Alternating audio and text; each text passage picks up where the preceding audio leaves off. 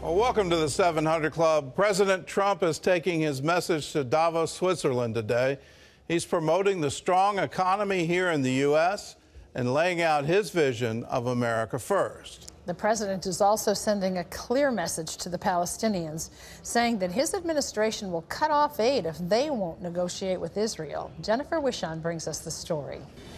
America is open for business. That's President Donald Trump's message to the World Economic Forum in Davos, Switzerland. He says it's a great time for businesses to invest in the U.S. now that taxes have been cut and his administration continues to roll back regulations. We are freeing our businesses and workers so they can thrive and flourish as never before.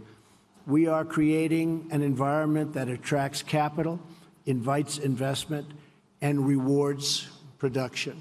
Here at home, more news on the Russia investigation. The New York Times reporting in June, the president ordered the firing of special counsel Robert Mueller, but backed off when the White House attorney threatened to resign. The president calls that report fake news. Undocumented! I'm afraid! Meanwhile, the White House releasing a framework to address the Dreamers. The plan includes $25 billion in border security, limits chain migration, and ends the visa lottery system in exchange for a path to citizenship for nearly 2 million young immigrants brought to the U.S. illegally by their parents.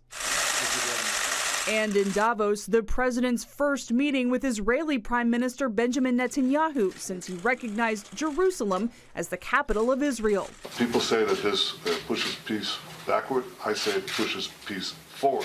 Days after Palestinian leaders snubbed Vice President Mike Pence during his visit to the Middle East, Trump threatened to pull their funding unless they talk with Israel. We give them tremendous amounts, hundreds of millions of dollars a year. That money is on the table.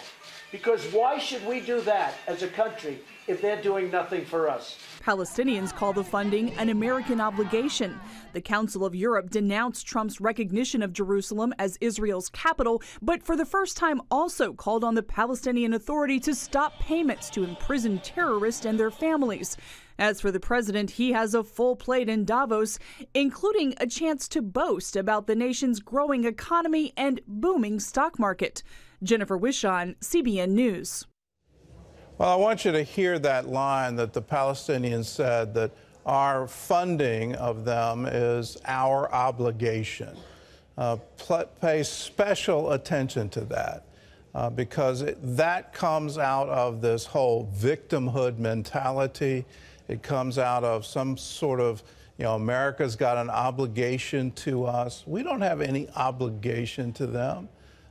This is all humanitarian aid, and but then beyond the humanitarian aid, the support for their police, the support for their government, USAID's $5 billion since 1994, and to have them come back and say, well, you're doing all this because you're obligated to us. No, we're not. Then you underline it again with they're using that money, they're using our taxpayer money to fund terrorism. So not only they're saying it's our obligation, but you have an obligation to fund us as we try to kill Israelis. Well, no more. Let's say no more to this. This has got to stop. This has got to end. We can't have this kind of activity where U.S. tax dollars are going to terrorists. No. Well, last Christmas Eve, Guatemala became the second country after the U.S. to recognize Jerusalem as the capital of Israel. And the Christian faith of the country's top government leaders made the difference. Gary Lane brings us an inside look at that decision in this exclusive interview with Guatemala's vice president. Guatemala's decision to move its embassy from Tel Aviv to Jerusalem happened after much prayer. And it shows that this country has had a long-term relationship with the state of Israel. Moments after Guatemala's president received the Friend Design Award, I sat down with the vice president, Hafez Cabrera, to discuss his government's decision to move its embassy from Tel Aviv to Jerusalem. Now, many Christians in America believe that the embassy announcement, the moving of the embassy from Tel Aviv to Jerusalem, is long overdue and even prophetic. What do you think? Yes, we do share that idea that prophecy is coming to pass, and we are pleased that Guatemala is contributing to having that happen, and we hope that it'll soon be a reality. Vice President Cabrera says he prayed about the Jerusalem decision with his family. This was key for us making the decision to express our Christ-likeness and to express our faith.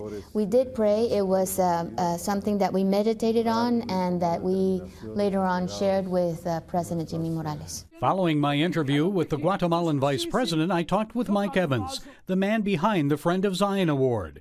He's rallying nations to move their embassies from Tel Aviv to Jerusalem. What role did prayer play? How important was that in this decision? 100% it happened through the power of prayer. This didn't begin in the president's office. This began in the churches. The churches rallied in Guatemala. They started interceding and touching heaven regarding this. Listen, the churches are very, very powerful in Guatemala.